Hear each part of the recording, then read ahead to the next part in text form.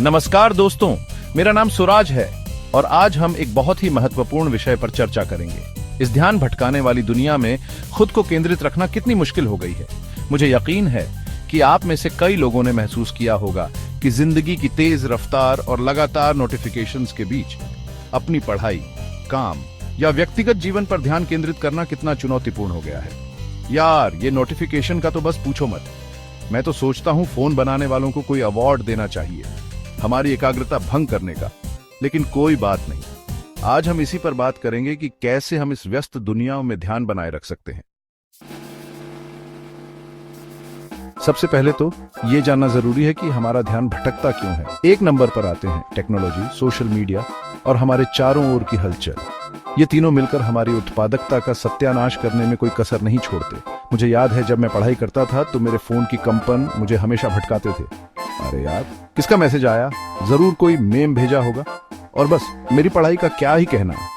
क्या आपने महसूस किया है कि एक छोटी सी नोटिफिकेशन भी हमारी सोच को कैसे बदल देती है।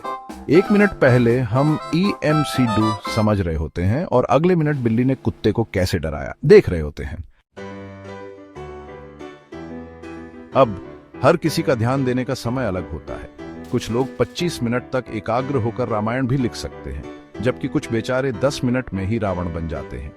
मजाक की बात छोड़ो, सबसे महत्वपूर्ण है कि हम अपनी ध्यान अवधि को समझें, अपने आप को परखो। देखो कितनी देर तक आपका दिमाग भटकता भूत नहीं बनता। एक बार जब आप अपनी ध्यान अवधि समझ लेते हैं तो उसके हिसाब से योजना बनाना शुरू करें। छोटे छोटे लक्ष्य निर्धारित करें और उन्हें प्राप्त करने पर खुद को शाबाशी दें। चैप्टर 3 हम कैसे अपनी ध्यान को स्थिर कर सकते हैं। यहाँ कुछ उपाय हैं। सबसे पहले टेक्नोलॉजी का उपयोग सीमित करें। अपने फोन और लैपटॉप पर डो नॉट डिस्टर्ब मोड का उपयोग करें, मानो तो अपने फोन को वनवास पर भेज दो। दूसरा, टाइम ब्लॉकिंग तकनीक अपनाएं। अपने काम को छोटे छोटे ब्लॉक में बांटें, जैसे 25 मिनट की एकाग्रता और फिर 5 मिनट का ब्रेक। ये तकनीक, जिसे पामोडोरो तकनीक कहा जाता है, मुझे बहुत मददगार लगी है।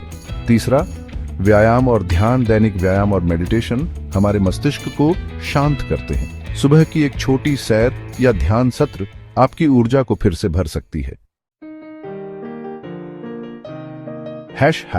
चैप्टर 4 चौथा उपाय है पर्यावरण को सही बनाएं। अपने काम की जगह को शांत और व्यवस्थित रखें। गंदगी और अव्यवस्था से आपका ध्यान भटक सकता है। मानो तो अपने स्टडी टेबल को ध्यान केंद्र बना लो। और सबसे महत्वपूर्ण बात, खुद पर विश्वास रखें।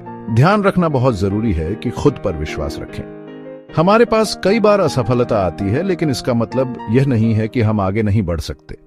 अपनी छोटी छोटी सफलताओं का जश्न मनाएं और खुद को प्रोत्साहित करें। याद रखो, हार के बाद ही जीत का मजा दोगुना हो जाता है।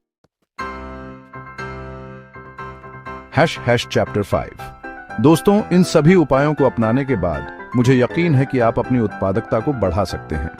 हमें इस ध्यान भटकाने वाली दुनिया में खुद को समर्पित करना होगा। याद रखो, ध्यान भटकाने वाली चीजें हमेशा रहेंगी, लेकिन उन्हें कंट्रोल करना हमारे हाथ में है। अपने लक्ष्यों पर ध्यान केंद्रित रखें और भटकने से बचें।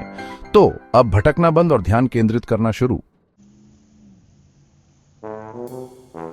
आउटरो एक हल्की मुस्कान के साथ कैमरा मेरे चेहरे की ओर फोकस होता है। अगर आपको यह वीडियो पसंद आया हो तो कृपया लाइक करें और मेरे चैनल को सब्सक्राइब करें। अपनी राय और सुझाव मुझे कमेंट्स में बताएं और याद रखें, आपका ध्यान ही आपकी सफलता की कुंजी है। धन्यवाद और हम एक नए वीडियो में जल्द ही मिलेंगे। कैमरा धीरे धीरे पीछे हटता है और स्क्रीन पर धन्यवाद दर्शाता है।